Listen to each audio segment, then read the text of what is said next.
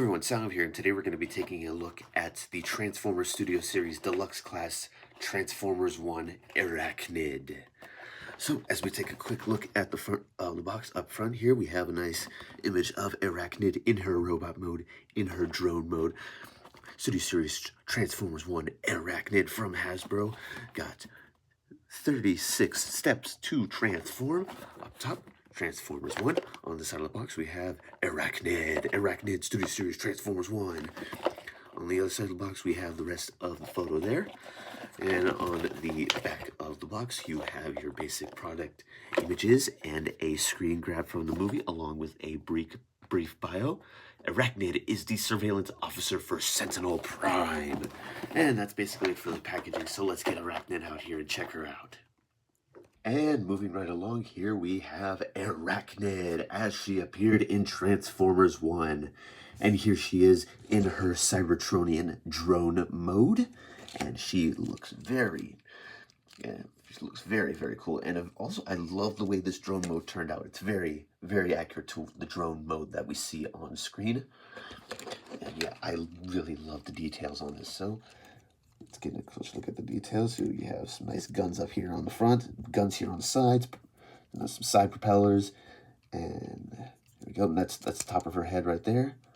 Lots of molded and sculpted detailing. Very little paint on this figure, which, well, you got some red paint there, but normally I would like it when figures are more painted, but in Arachnid's case, she's basically like mostly black, so don't really mind that there being no paint. And the propeller on the drone mode actually spins, which for a figure at the deluxe class price point, I was very surprised to see, but it is a very welcome feature. As far as size comparisons go, we have our Transformers 1 villains all lined up here. So here she is with Megatron, or D16. Here she is with Starscream. Here she is with Sentinel Prime, and these two look quite good together, and they look even better together in robot mode. And then we have Elita 1, the Transformer that beat the shit out of her. So yeah, and which means I had to transform this cursed thing.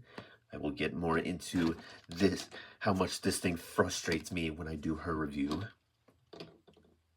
As far as accessories go, she only includes 2 accessories, and that are these 2 blaster pistols, which are beautifully molded and sculpted and painted.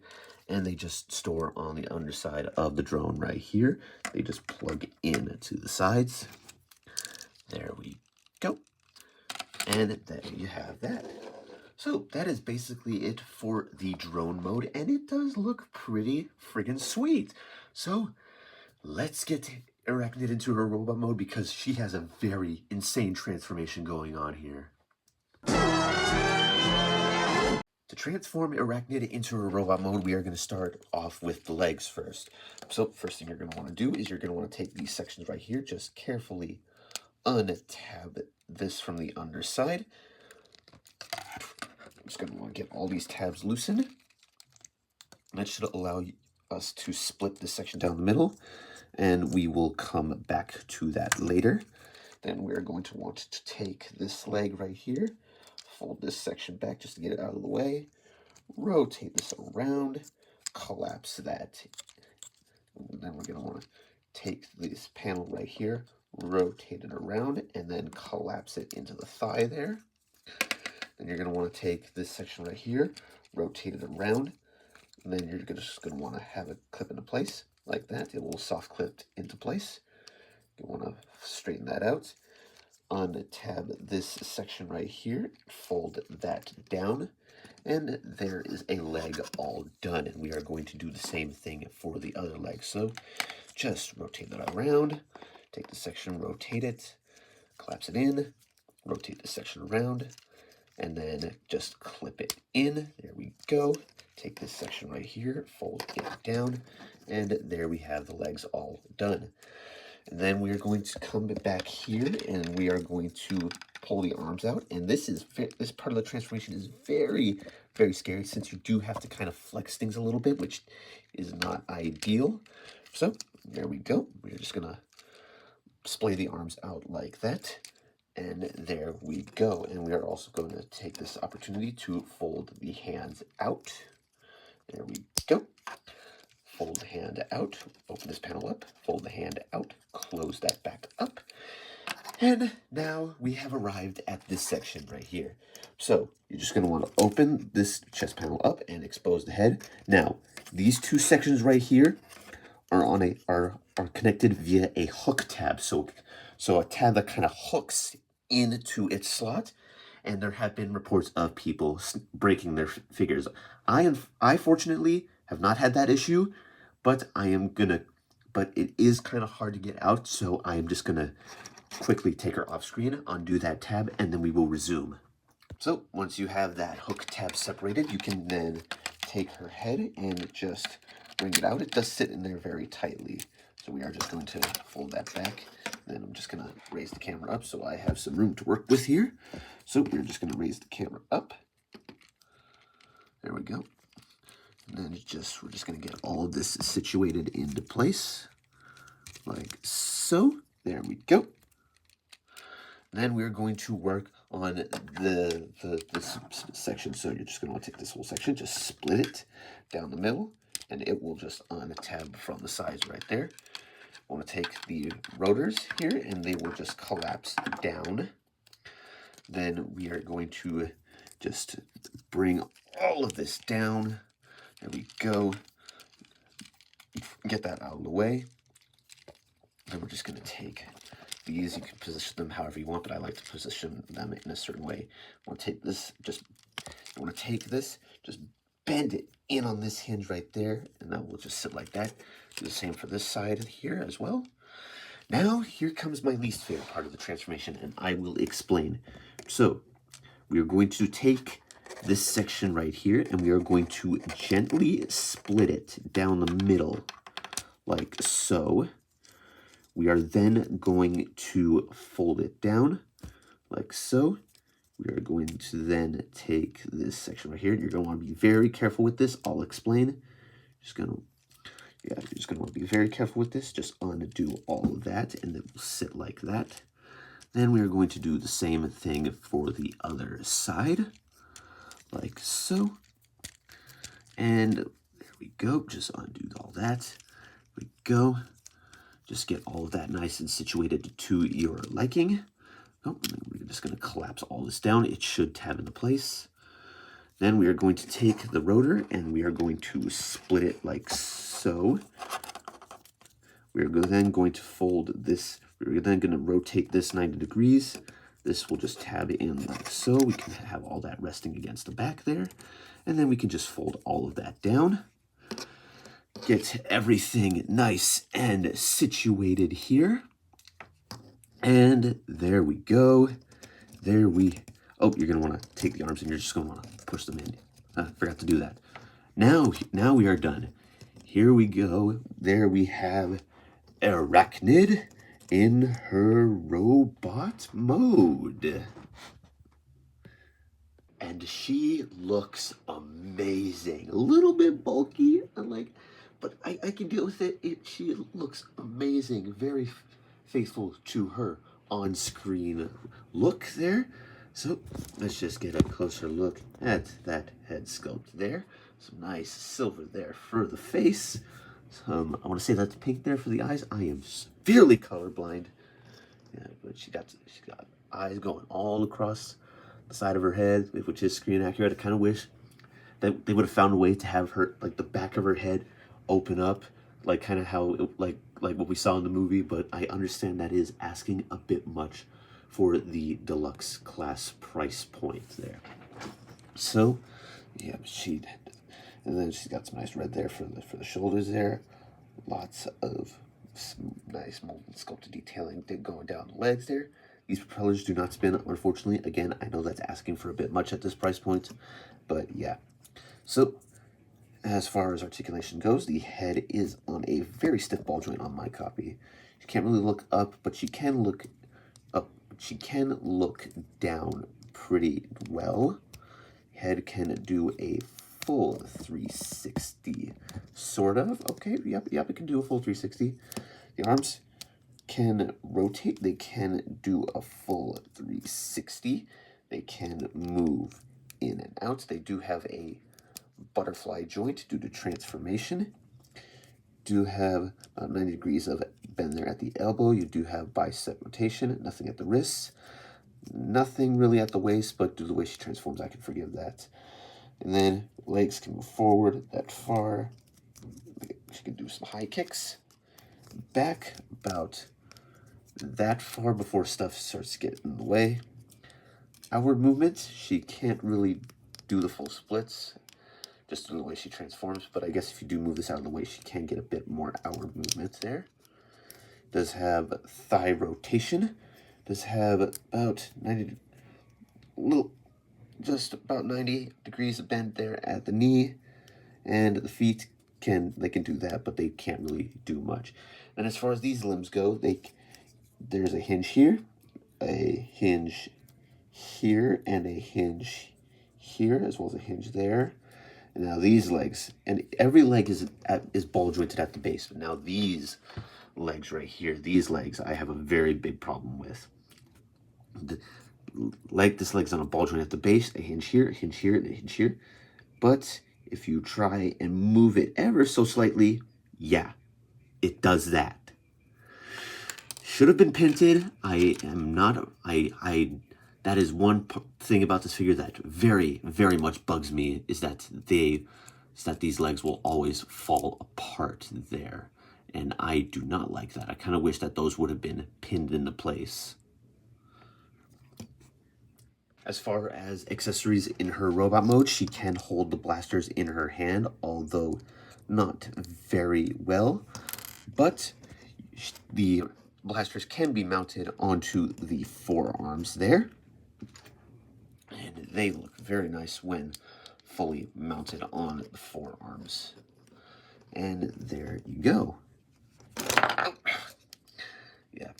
And that's another problem with this figure, is if you don't have things like sitting just right, she will topple over just due to the weight on her back. Like that's understandable. I get that. And for robot mode size comparisons, here we have Megatron. Here we have Starscream. Here we have Elita 1. Not gonna say anything. You will know when I do my Elita review. But yeah, there she is with Elita 1. And here she is with Sentinel Prime, and they look amazing together. Oh my gosh. We need, all we need now is a tracker bot. We need them to make a tracker bot so we can complete this little like lineup here of villains. To get Airachnid back into drone mode, we are going to take the arms right here and just open them up, flip the hand in, close them up, open this up, flip the hand in, close them up. We can take the arms and just pull them out of place there. There we go. Now we will move on to the backpack here, and we'll get all of that situated. So the best course of action is to get all of this out of the way so we can then work on the legs. So you're going to want to grab it by, just going to want to carefully maneuver the legs so that way they don't come apart on you. And there we go. That one clipped into place just fine. Now we will do the other leg. So we're just going to carefully maneuver all of this back, and it will just clip into place like so. And now we will work on the rotor blade here. So we're just going to untab this, rotate it 90 degrees there. We're going to fold this around like so, clip that into place there. I'm just going to get my camera to focus there. And then we're going to take the rotors here and we're going to splay them out like so. And now let's just tidy all of this up. So we are going to take the legs, rotate them 180. Oh, you're just going to want to make sure that this is sticking all the way up. Rotate them 180. Rotate them 180. And that they will just peg together in the middle there. And they'll just peg together in the middle there. You kind of have to finagle all of this, but once you have that all lined up properly, they will just peg together in the middle like that. Then we're going to take this section right here, just rotate it around. Take this whole section on this ball joint here and just rotate this around. This will all just, okay, so we're just going to rotate this around. This will all just clip into place like that and solidify that. Then we're going to take this section right here. We're going to do the same on, we're going to do the same on this side. You're just going to want to take this section right here and just rotate it around as best you can. You kind of might have to finagle things. There we go. This, just rotate this around. Yep, and you do have to kind of flex things. It's scary, I know. And then we will just tab this together like so. Sorry if this has been confusing so far. This transformation is kind of a mess, but once you have all of this pegged together like so, we can then take these sections right here. They will just fold up, and then they will peg together in the center like that. And there we go. That we have the backpack all done. Then we're going to take this, all of this, and just finagle this up. And there's that hook tab right there. It will just plug into the back of her head. But before you do that, you're going to want to fold this head section down. And this will just clip in like so. Then we can just take all of this and just tab that in. There we go. Sorry about that cut. This all came undone. But now we can just move to the back here. We will just shimmy all this in, and it should just, you're just gonna want to guide it over there. Oh, there we go. That just slipped on me. You're just gonna want to just, there we go. Just keep, yeah, that is just another scary part. You kind of have to flex things to get those two notches into that groove there. It kind of really scares me. Then we will take the arms, just fold them down, and we will just, okay, so we're just gonna move them together like so. Just line them both up as best as you can, and they should just tab together like that. Now we're going to work on legs. So this will fold down, and then we can rotate it. This will go up, and this will just tab into place like that. We can then undo this entire section right here, rotate this around. Then we want to rotate all of this around, and then we can just tab this in. So there's a tab slot connection right there, and you want to rotate this around. There we go. And then, there we go. Okay, nope, had it facing the wrong way. This is supposed to be rotated around. Okay, now we can see this more clearly. Tab slot connection right there, and a tab slot connection right there. And that will just tab in like so. And then we can do the same for the other leg. So we're just going to rotate this around. There we go. Rotate this around. Undo this clip section right here, but let's tab that in. Then we can undo that. It's very tight. Then we can rotate all of this around, and then we can tab it in. Oh, and then we just want to rotate that around, and then we can tab it in. There we go. Then, now here's the tricky part. The arms have okay, focus camera.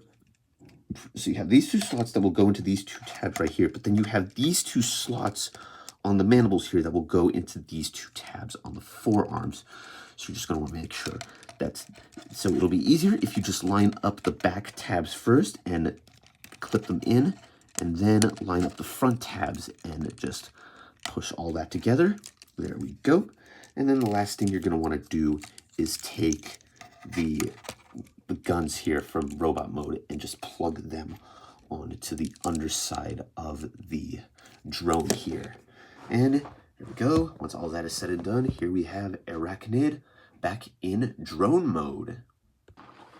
So there is my review on TF1 Airachnid, and all in all, she's not a bad figure. 9 out of 10. The spider legs, the spider legs are really what those spider legs falling apart. Those are really my only gripes with this figure, and this would have been a perfect 10 out of 10 figure if those spider legs had just been pinned into place like they were supposed to be. But yeah, that is my review on TF1 Airachnid. And don't forget to check out my other reviews, and I will see you in the next review, which I may either do Alpha Trion or Elita 1.